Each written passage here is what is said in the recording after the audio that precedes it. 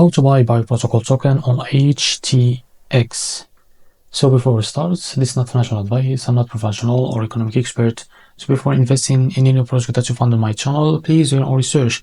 And also there is referral codes down in the description and get free money, rewards, and crypto with the best referral codes. Simply use the codes below, find your account, and enjoy the benefits. Check them out in the description box. To be able to buy this token, make sure to find it on CoinMarketCap. It's available there. After that, click on markets, and as you can see, you will find HTX. You will see this link next to it. Now click on it.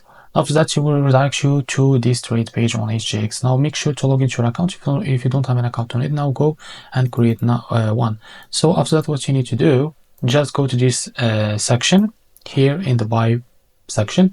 Now after that, in the limit, you will here set how much you want to buy. For example, 1 million, 1,000, and we see the equivalent of that amount in USDT that you will pay.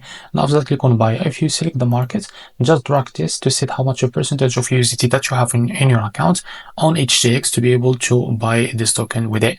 Now after that, click on buy bio, and you will buy this token on your HTX account. So this is how to buy protocol token on HTX. If you found this very helpful, please like and subscribe. See you next